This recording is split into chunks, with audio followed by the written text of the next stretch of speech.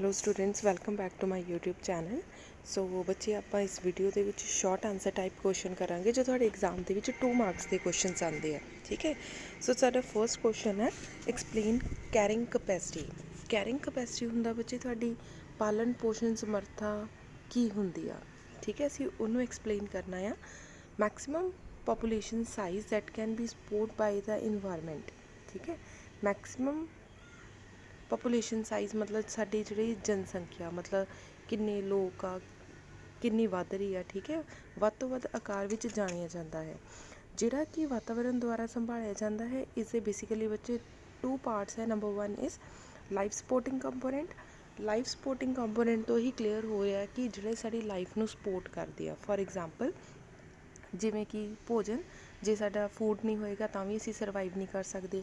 ਊਰਜਾ, ਐਨਰਜੀ, ਅਗਰ ਐਨਰਜੀ ਵੀ ਨਹੀਂ ਹੋਏਗੀ ਦੈਨ ਅਸੀਂ ਤਾਂ ਵੀ ਸਰਵਾਈਵ ਨਹੀਂ ਕਰ ਸਕਦੇ।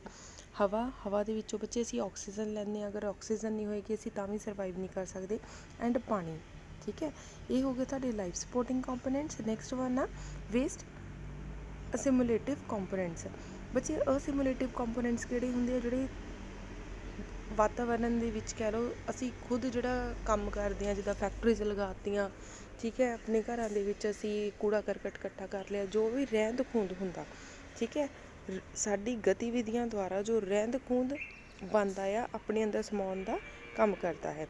ਸੋ ਬੇਸਿਕਲੀ ਜਿਹੜੇ ਪਾਲਣ ਪੋਸ਼ਣ ਦੇ 2 ਕੰਪੋਨੈਂਟਸ ਆ, life supporting and waste assimilative. Next ਦੇਖੋ, how has population effect the food production. ਕਹਿੰਦੇ ਪੋਪੂਲੇਸ਼ਨ, ਜਨਸੰਖਿਆ ਦੇ ਵਧਣ ਨਾਲ, ਪੋਪੂਲੇਸ਼ਨ ਦੇ ਵਧਣ ਦੇ ਨਾਲ ਫੂਡ ਪ੍ਰੋਡਕਸ਼ਨ ਦੇ ਉੱਪਰ ਕੀ ਫ਼ਰਕ ਪਊਗਾ। ਇਹਨੂੰ ਸਮਝਣ ਦੇ ਲਈ ਬੱਚੇ ਆਪਾਂ ਇੱਕ ਛੋਟੀ ਜਿਹੀ ਐਗਜ਼ਾਮਪਲ ਲੈਂਦੇ ਹਾਂ।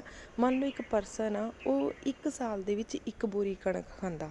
ਠੀਕ ਹੈ, ਹੁਣ ਕੀ ਹੋ ਗਿਆ, ਉਹਦੀ ਮੈਰਿਜ ਹੋ ਗਈ, ਉਹਦੀ ਵਾਈਫ ਆ ਗਈ। ਇਹਦਾ ਮਤਲਬ ਉਹਦੇ ਕੋਲ 1 ਬੋਰੀ ਹੀ ਸੀ ਕਣਕ ਦੀ, ਪਰ ਹੁਣ ਕੀ ਆ, ਪਰਸਨ 2 ਹੋ ਗਏ। ਇਹਦਾ ਮਤਲਬ 50% ਜਿਹੜਾ ਆ ਉਹਨਾਂ ਨੂੰ ਆਏਗਾ। 1 ਬੋਰੀ ਦੇ 50% ਆਏਗਾ। ਇਹਦਾ ਮਤਲਬ ਜਿੰਨੀ ਜ਼ਿਆਦਾ ਜਨਸੰਖਿਆ ਵਧੀ ਜਾਏਗੀ, ਪ੍ਰੋਡਕਸ਼ਨ ਵੀ ਤੁਹਾਨੂੰ ਉਨੀ ਜ਼ਿਆਦਾ ਵਧਾਉਣੀ ਪਏਗੀ। ਠੀਕ ਹੈ, ਜਿੰਨਾ ਜ਼ਿਆਦਾ ਤੁਸੀਂ ਕਣਕ ਉਗਾਓਗੇ ਤਾਂ ਹੀ 2 ਬੰਦਿਆਂ ਦਾ ਪੇਟ ਭਰੇਗਾ। ਅਗਰ ਮੰਨ ਲਓ 2 ਤੋਂ 3 ਹੋ ਜਾਂਦੇ ਆ, 4 ਹੋ ਜਾਂਦੇ ਆ, ਇਹਦਾ ਮਤਲਬ ਜਨਸੰਖਿਆ ਤਾਂ ਵਧ ਹੀ ਰਹੀ ਆ, ਤਾਂ ਸਾਨੂੰ ਖੇਤੀਬਾੜੀ ਵੀ ਵਧਾਉਣੀ ਪਏਗੀ। ਆਪਣੀ ਜ਼ਮੀਨ ਤੋਂ ਵੱਧ ਕਹਿ ਲਓ ਪ੍ਰੋਡਕਸ਼ਨ ਲੈਣੀ ਪਏਗੀ। ਹੁਣ ਹੁੰਦਾ ਕੀ ਆ, ਕੁਐਸਚਨ ਆਨਸਰ ਪੜ੍ਹਦੇ ਹਾਂ। Population growth has a direct relation with food.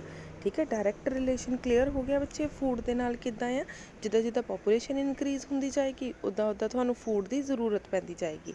With increase in population the demand of food will also increase. ਜਿੱਦਾਂ ਪੋਪੂਲੇਸ਼ਨ ਵਧੇਗੀ ਉੱਦਾਂ ਤੁਹਾਡੀ ਫੂਡ ਦੀ ਡਿਮਾਂਡ ਵੀ ਵਧੇਗੀ।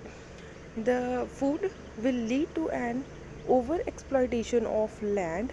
ਬੱਚੇ, ਜਦੋਂ ਫੂਡ ਦੀ ਕਹਿ ਲਓ ਐਕਸੈਸ ਦੇ ਵਿੱਚ ਲੋੜ ਪੈਂਦੀ ਆ ਵੀ ਹਾਂ ਸਾਨੂੰ ਇੰਨੀਆਂ ਬੋਰੀਆਂ ਕਣਕ ਦੀਆਂ ਚਾਹੀਦੀਆਂ, ਇਹਦਾ ਮਤਲਬ ਉਸ ਟਾਈਮ ਅਸੀਂ ਲੈਂਡ ਦਾ ਓਵਰ ਐਕਸਪਲੋਇਟੇਸ਼ਨ ਕਰਦੇ ਹਾਂ, ਮਤਲਬ ਉਹਦੀ ਲੋੜ ਤੋਂ ਵੱਧ ਉੱਤੋਂ ਕੰਮ ਲੈਂਦੇ ਹਾਂ। ਠੀਕ ਹੈ, and other resources resulting in tension and conflict among human beings. Other resources ਬੱਚੇ, ਹੋਰ ਰਿਸੋਰਸਿਸ ਕਿਹੜੇ ਆ? ਜਿੱਦਾਂ ਕਹਿ ਲਓ ਪੈਟਰੋਲ ਹੋ ਗਿਆ, ਡੀਜ਼ਲ ਹੋ ਗਿਆ, ਕੱਚਾ ਮਾਲ ਹੋ ਗਿਆ। ਠੀਕ ਹੈ, ਇਹ ਸਾਰੀ ਚੀਜ਼ਾਂ ਦਾ ਅਸੀਂ ਫਿਰ ਜ਼ਿਆਦਾ ਵਰਤੋਂ ਕਰਦੇ ਹਾਂ। ਕਲੀਅਰ ਹੋ ਗਿਆ। ਇਨ ਇੰਡੀਆ 70 to 80% ਬੱਚੇ ਇੱਦਾਂ ਦੇ ਬੱਚੇ ਆ ਜਿਹੜੇ ਕੁਪੋਸ਼ਣ ਦੇ ਸ਼ਿਕਾਰ ਹੁੰਦੇ ਆ। ਕੁਪੋਸ਼ਣ ਹੁੰਦਾ ਹੈ ਜਿਨ੍ਹਾਂ ਦੇ ਹੱਥ ਪੈਰ ਕਹਿ ਲਓ ਚੰਗੀ ਤਰ੍ਹਾਂ ਕੰਮ ਨਹੀਂ ਕਰਦੇ, ਕਿਉਂਕਿ ਉਹਨਾਂ ਨੂੰ ਫੂਡ ਪ੍ਰੋਪਰ ਵੇ ਨਾਲ ਨਹੀਂ, ਉਹਨਾਂ ਨੂੰ ਨਿਊਟ੍ਰੀਸ਼ਨਸ ਪ੍ਰੋਪਰ ਵੇ ਨਾਲ ਨਹੀਂ ਮਿਲ ਪਾਉਂਦੀ। ਠੀਕ ਹੈ, ਸੋ ਇਹ ਹੋ ਗਿਆ ਸਾਡਾ ਸੈਕੰਡ ਕੁਐਸਚਨ ਕਿ ਕਿਸ ਤਰੀਕੇ ਨਾਲ ਪੋਪੂਲੇਸ਼ਨ ਵੱਧਦੀ ਆ ਤਾਂ ਫੂਡ ਦੀ ਡਿਮਾਂਡ ਵੱਧਦੀ ਆ। ਸੋ ਬੱਚੇ ਨੂੰ ਪੁਆਇੰਟਸ ਦੇ ਵਿੱਚ ਲਿਖਿਓ, ਕਿਰਪਾ ਕਰਕੇ ਪੈਰੇ ਦੇ ਵਿੱਚ ਬਿਲਕੁਲ ਨਾ ਲਿਖਿਓ। ਜਿੱਦਾਂ ਤੁਹਾਨੂੰ ਲਾਈਨ ਸਮਝਾਈ ਗਈ ਆ ਉੱਦਾਂ ਤੁਸੀਂ ਇਹਨੂੰ, ਜਿੱਦਾਂ ਫਸਟ ਪੁਆਇੰਟ ਹੋ ਗਿਆ, ਸੈਕਿੰਡ ਪੁਆਇੰਟ ਹੋ ਗਿਆ। ਠੀਕ ਹੈ, ਨੈਕਸਟ ਥਰਡ ਪੁਆਇੰਟ ਹੋ ਗਿਆ। ਸੋ ਪੁਆਇੰਟਸ ਦੇ ਵਿੱਚ ਲਿਖ ਕੇ ਆਉਣਾ ਬੱਚੇ। ਪੁਆਇੰਟਸ ਵਿੱਚ ਲਿਖੋਗੇ ਤਾਂ ਪੇਪਰ ਚੈੱਕ ਕਰਨਾ ਈਜ਼ੀ ਹੁੰਦਾ ਆ। ਨੈਕਸਟ ਦੇਖੋ, ਨੇਮ 4 ਸੈਟੇਲਾਈਟ ਟਾਊਨ। ਕੋਈ ਵੀ 4 ਸੈਟੇਲਾਈਟ ਟਾਊਨਸ ਲਿਖਣੇ ਆ ਬੱਚੇ, ਇੱਥੇ 6 ਲਿਖੇ ਹੋਏ ਆ, ਉਹਨਾਂ ਨੇ 4 ਪੁੱਛੇ ਦਾ ਮਤਲਬ 4 ਲਿਖਣੇ ਕੰਪਲਸਰੀ ਆ। ਨੋਇਡਾ, ਫਰੀਦਾਬਾਦ, ਗਾਜ਼ੀਆਬਾਦ, ਗੁੜਗਾਉਂ, ਮੋਹਾਲੀ ਐਂਡ ਪੰਚਕੂਲਾ। ਠੀਕ ਹੈ, ਸੋ ਉਹ ਵਾਲੇ ਟਾਊਨਸ ਆ, ਸ਼ਹਿਰ ਆ ਜਿੱਥੇ ਬੱਚੇ ਸੈਟੇਲਾਈਟਸ ਆ, ਜਿਨ੍ਹਾਂ ਦੀ ਆਪਣੇ ਸੈਟੇਲਾਈਟਸ ਆ। ਠੀਕ ਹੈ, ਨੈਕਸਟ ਆ what is the impact of population growth on energy. ਹੁਣ ਨੈਕਸਟ ਪਹਿਲਾ ਕੁਐਸਚਨ ਅਸੀਂ ਕੀ ਪੜ੍ਹਿਆ ਸੀ, ਪੋਪੂਲੇਸ਼ਨ ਇਨਕਰੀਜ਼ ਹੁੰਦੀ ਆ ਅਤੇ ਪ੍ਰੋਡਕਸ਼ਨ 'ਤੇ ਕੀ ਫਰਕ ਪੈਂਦਾ। ਹੁਣ ਸਾਡਾ ਕੁਐਸਚਨ ਆ ਪੋਪੂਲੇਸ਼ਨ ਇਨਕਰੀਜ਼ ਹੁੰਦੀ ਆ ਤਾਂ ਐਨਰਜੀ ਊਰਜਾ 'ਤੇ ਕੀ ਫਰਕ ਪੈਂਦਾ। ਹੁਣ ਧਿਆਨ ਦਿਓ ਬੱਚੇ, ਕਿਹੜੀ ਊਰਜਾ ਦੀ ਅਸੀਂ ਗੱਲ ਕਰ ਰਹੇ ਹਾਂ। ਜਿੱਦਾਂ ਜਿੱਦਾਂ ਬੱਚੇ ਸਾਡੀ ਕਹਿ ਲਓ ਦੇਸ਼ ਡਿਵੈਲਪ ਹੋ ਰਿਹਾ ਆ, ਲੋਕ ਵੱਧ ਰਹੇ ਆ, ਟੈਕਨੋਲੋਜੀਜ਼ ਵੱਧ ਰਹੀਆਂ ਆ, ਸੋ ਉਹਦੇ ਨਾਲ ਕੀ ਹੋ ਰਿਹਾ, ਅਸੀਂ ਕੋਲਾ ਹੋ ਗਿਆ, ਦੈਨ ਤੁਹਾਡਾ ਨੈਚੁਰਲ ਗੈਸਿਸ ਹੋ ਗਈਆਂ, ਪੈਟਰੋਲੀਅਮ ਹੋ ਗਿਆ, ਫੋਜ਼ਲ ਫਿਊਲਸ ਹੋ ਗਏ, ਠੀਕ ਹੈ, ਪੈਟਰੋਲ ਡੀਜ਼ਲ, ਇਹ ਸਾਰੇ ਫੋਜ਼ਲ ਫਿਊਲ ਦੇ ਵਿੱਚ ਆ ਜਾਂਦੇ ਆ। ਸੋ ਇਹ ਸਾਰੀ ਚੀਜ਼ਾਂ ਦੀ ਵੀ ਜਿਹੜੀ ਅਸੀਂ ਵਰਤੋਂ ਆ ਅੰਨ੍ਹੇਤੂਸ ਕਰ ਰਹੇ ਆ। ਹੁਣ ਤੁਸੀਂ ਦੇਖ ਰਹੇ ਹੋਣੇ ਆ ਪੈਟਰੋਲ ਡੀਜ਼ਲ ਦਾ ਜਿਹੜਾ ਰੇਟ ਆ ਉਹ ਆਏ ਦਿਨ ਵੱਧਦਾ ਹੀ ਜਾ ਰਿਹਾ। ਕਿਉਂ ਵੱਧਦਾ ਜਾ ਰਿਹਾ? ਕਿਉਂਕਿ ਸਾਡੇ ਕੋਲ ਪੈਟਰੋਲ ਡੀਜ਼ਲ ਦੀ ਅਮਾਊਂਟ ਉਨੀ ਕੁ, ਬਟ ਕਹਿ ਲਓ ਉਹਨੂੰ ਵਰਤਣ ਵਾਲੇ ਲੋਕ ਵੱਧ ਗਏ। ਹੁਣ ਪਹਿਲਾਂ ਕੀ ਹੁੰਦਾ ਸੀ, ਜਦੋਂ ਸਾਡੇ ਦਾਦੇ ਪੜਦਾਦੇ ਹੁੰਦੇ ਸੀ ਉਸ ਟਾਈਮ ਪੂਰੇ ਪਿੰਡ ਦੇ ਵਿੱਚ 1 ਜਾਂ 2 ਕਾਰਾਂ ਹੁੰਦੀਆਂ ਸੀ, ਗਿਣਤੀ ਦੇ ਮੋਟਰਸਾਈਕਲ ਹੁੰਦੇ ਸੀ।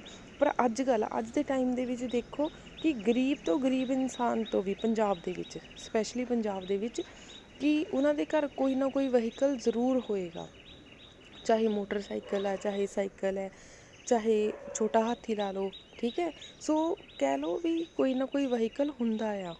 ਸੋ ਇਹਦਾ ਮਤਲਬ ਪੈਟਰੋਲ ਡੀਜ਼ਲ ਦੀ ਵਰਤੋਂ ਉਨੀ ਜ਼ਿਆਦਾ ਹੋਏਗੀ ਜਿੰਨੀ ਜ਼ਿਆਦਾ ਗੱਡੀਆਂ ਮੋਟਰਸਾਈਕਲਸ ਹੋਣਗੇ, ਠੀਕ ਹੈ। ਅੱਗੇ ਦੇਖੋ, most of the developed and developing countries. Developed countries ਉਹ ਹੁੰਦੀਆਂ ਬੱਚੇ ਜਿਨ੍ਹਾਂ ਦਾ ਐਨ ਪ੍ਰੋਪਰ ਵੇ ਨਾਲ ਡਿਵੈਲਪਮੈਂਟ ਹੋ ਚੁੱਕੀ ਆ, ਠੀਕ ਹੈ। ਹੁਣ ਉਹਨਾਂ ਨੂੰ ਹੋਰ ਜ਼ਰੂਰਤ ਨਹੀਂ ਆ। ਡਿਵੈਲਪਿੰਗ ਕੰਟਰੀ ਜਿੱਦਾਂ ਸਾਡੀ ਇੰਡੀਆ ਆ, ਇਹ ਡਿਵੈਲਪਿੰਗ ਕੰਟਰੀ ਆ, ਹਾਲੇ ਡਿਵੈਲਪ ਕਰ ਰਹੀ ਆ, ਠੀਕ ਹੈ। Of the world are heading towards health. ਬੱਚੇ ਦੇਖੋ, ਹੈਵੀ ਇੰਡਸਟਰੀ ਸਾਡੇ ਆ। ਹੁਣ ਤੁਸੀਂ ਦੇਖਿਆ ਹੋਣਾ ਸਾਡਾ ਜਿਹੜਾ ਲੁਧਿਆਣੇ ਦਾ ਏਰੀਆ ਆ, ਠੀਕ ਹੈ, ਇੱਥੇ ਮੋਸਟ ਪ੍ਰੋਬੇਬਲੀ ਜਿਹੜਾ ਆ ਮੈਕਸੀਮਮ ਇੰਡਸਟਰੀਜ਼ ਆ। ਇੱਥੇ ਤੁਸੀਂ ਕੱਪੜੇ ਬਣਾਉਣ ਵਾਲਾ ਦੇਖ ਲਓ, ਹੁਣ ਆਪਣਾ ਜਲੰਧਰ ਦੇਖ ਲਓ, ਇਹ ਸਪੋਰਟਸ ਦਾ ਆ, ਠੀਕ ਆ। ਸੋ ਇੱਥੇ ਕੀ ਆ, ਜ਼ਿਆਦਾ ਇੰਡਸਟਰੀਅਲ ਏਰੀਏ ਜ਼ਿਆਦਾ ਹੁੰਦੇ ਆ ਜਿਹੜੀਆਂ ਡਿਵੈਲਪਿੰਗ ਕੰਟਰੀਜ਼ ਆ, ਜਿਹੜੀਆਂ ਹਾਲੇ ਡਿਵੈਲਪ ਹੋ ਰਹੀਆਂ ਆ। It is really difficult to run industries without energy. Energy ਤੋਂ ਬਿਨਾਂ ਇੰਡਸਟਰੀ ਨੂੰ ਚਲਾਉਣਾ ਬਹੁਤ ਜ਼ਿਆਦਾ ਡਿਫੀਕਲਟ ਆ। ਬੱਚੇ ਕਿਹੜੀ ਐਨਰਜੀ? ਜਿੱਦਾਂ ਕੋਲਾ, ਪੈਟਰੋਲ, ਡੀਜ਼ਲ ਐਕਸੈਟਰਾ, ਠੀਕ ਹੈ। More energy will be needed for industries with increase in demand of rising population. ਜਿੱਦਾਂ ਜਿੱਦਾਂ ਬੱਚੇ ਪਾਪੂਲੇਸ਼ਨ ਇਨਕਰੀਜ਼ ਹੋ ਰਹੀ ਹੈ, ਤੁਹਾਡੀ ਡਿਮਾਂਡ ਵੀ ਵੱਧਦੀ ਜਾ ਰਹੀ ਆ ਇਹਨਾਂ ਐਨਰਜੀਜ਼ ਦੀ। ਮੰਨ ਲਓ ਪਹਿਲਾਂ ਕੀ ਸੀ, ਇੱਕ ਪਰਸਨ ਸੀ, ਉਹਦੇ ਅੱਗੇ ਕਹਿ ਲਓ 4 ਮੁੰਡੇ ਸੀ, ਠੀਕ ਹੈ। ਸੋ ਉਹਨਾਂ ਨੇ ਕੀ ਕੀਤਾ, 4 ਜਾਣਿਆਂ ਨੇ, ਪਹਿਲਾਂ ਇੱਕ ਘਰ ਵਿੱਚ 1 ਮੋਟਰਸਾਈਕਲ ਸੀ, ਹੁਣ ਕਿੰਨੇ ਮੋਟਰਸਾਈਕਲ ਆ? 4 ਮੋਟਰਸਾਈਕਲ। ਇਹਦਾ ਮਤਲਬ 4ਾਂ ਨੂੰ ਕੰਮ ਵੀ ਚਾਹੀਦਾ, ਕਿਸੇ ਨਾ ਕਿਸੇ ਫੈਕਟਰੀ ਦੇ ਵਿੱਚ, ਕਿਸੇ ਨਾ ਕਿਸੇ ਕਹਿ ਲਓ ਜੋਬ ਦੇ ਵਿੱਚ ਉਹ ਬੰਦੇ ਕੰਮ ਕਰਦੇ ਹੋਣਗੇ। ਉੱਥੇ ਜਾਣ ਵਾਸਤੇ ਉਹਨਾਂ ਨੂੰ ਮੋਟਰਸਾਈਕਲ ਕਾਰ ਦੀ ਜ਼ਰੂਰਤ ਪਏਗੀ। ਸੋ ਕੀ ਆ, ਉਹਦੇ ਨਾਲ ਕੀ ਆ, ਤੁਹਾਡੀ ਜਿਹੜੀ ਨੈਚੁਰਲ ਰਿਸੋਰਸਿਸ ਆ, ਗੈਸ ਆ, ਪੈਟਰੋਲ ਆ, ਸਾਰੀ ਚੀਜ਼ਾਂ ਦੀ ਵਰਤੋਂ ਉਨੀ ਜ਼ਿਆਦਾ ਡਿਮਾਂਡ ਵੱਧ ਗਈ। This energy will get from the fossil fuel. Fossil fuels ਕਿਹੜੇ ਕਿਹੜੇ ਹੋ ਸਕਦੇ ਆ? ਕੋਲਾ, ਪੈਟਰੋਲ, ਨੈਚੁਰਲ ਗੈਸਿਸ, ਠੀਕ ਹੈ। ਸੋ ਇਸ ਤਰੀਕੇ ਨਾਲ ਬੱਚੇ ਜਿਹੜੀ ਆ ਇਹਨਾਂ ਦੀ ਵਰਤੋਂ ਆ ਉਹ ਅੰਨ੍ਹੇਤੂਸ ਵੱਧਦੀ ਜਾ ਰਹੀ ਆ, ਆਪਣੀ ਫਾਇਦੇ ਦੇ ਲਈ, ਜਾਂ ਕਹਿ ਲਓ ਆਪਣੀ ਡਿਵੈਲਪਮੈਂਟ ਦੇ ਲਈ। ਕਲੀਅਰ ਹੋ ਗਿਆ? ਸੋ ਜਿੰਨੀ ਜ਼ਿਆਦਾ ਅਸੀਂ ਇਹਨਾਂ ਦੀ ਵਰਤੋਂ ਕਰਦੇ ਉਨਾ ਜ਼ਿਆਦਾ ਇਹਨਾਂ ਦਾ ਸ਼ੋਸ਼ਣ ਵੀ ਹੁੰਦਾ ਆ। ਇਹਦਾ ਮਤਲਬ ਜਿੰਨਾ ਜ਼ਿਆਦਾ ਤੁਸੀਂ ਇਹਨਾਂ ਦਾ ਸ਼ੋਸ਼ਣ ਕਰੋਗੇ, ਇਹਨਾਂ ਦੇ ਖ਼ਤਮ ਹੋਣ ਦਾ ਵੀ ਡਰ ਆ। ਹੁਣ ਤੁਸੀਂ ਇਹ ਚੀਜ਼ ਸੁਣੀ ਹੋਣੀ ਆ ਕਿ ਕੋਲਾ ਜਿਹੜਾ ਆ ਕਾਫੀ ਹੱਦ ਤੱਕ ਬੱਚੇ ਖ਼ਤਮ ਹੋਣ ਦੀ ਤਦਾਦ 'ਤੇ ਪਹੁੰਚਿਆ ਹੋਇਆ ਕੋਲਾ। ਸੋ ਆਉਣ ਵਾਲੇ ਟਾਈਮ 'ਚ ਇੱਦਾਂ ਦਾ ਹੋਏਗਾ ਕਿ ਕੋਲੇ ਦਾ ਨਿੱਕਾ ਜਿਹਾ ਪੀਸ ਕਿਸੇ ਮਿਊਜ਼ੀਅਮ ਦੇ ਵਿੱਚ ਰੱਖਿਆ ਗਿਆ ਹੋਊਗਾ ਵੀ ਆਹ ਵਾਲੀ ਚੀਜ਼ ਕੋਲਾ ਹੁੰਦਾ ਆ, ਜਾਂ ਕੋਲੇ ਦਾ ਛੋਟਾ ਜਿਹਾ ਪਾਰਟ ਇੱਦਾਂ ਦਾ ਹੋਊਗਾ ਕਿ ਉਹ ਬਹੁਤ ਜ਼ਿਆਦਾ ਕੋਸਟਲੀ ਵਿਕੂਗਾ। ਅੱਜ ਤੱਕ ਕੋਲਾ ਫਿਰ ਵੀ ਕਾਫੀ ਕਹਿ ਲਓ ਸਸਤਾ ਮਿਲਦਾ ਆ, ਪਰ ਥੋੜ੍ਹੇ ਟਾਈਮ ਤੱਕ ਕੀ ਹੋਏਗਾ, ਕੋਲਾ ਕਾਫੀ ਮਹਿੰਗਾ ਵਿਕਣ ਲੱਗ ਜੂਗਾ, ਠੀਕ ਹੈ। ਬੱਚੇ ਇੱਥੇ ਤੱਕ ਦੇ ਸਾਡੇ ਕੁਐਸਚਨ ਸੀ। ਅਗਰ ਕਿਸੇ ਕੁਐਸਚਨ 'ਚ ਕੋਈ ਪ੍ਰੋਬਲਮ ਹੋਵੇ ਤਾਂ ਤੁਸੀਂ ਪੁੱਛ ਸਕਦੇ ਆ। Thank you so much.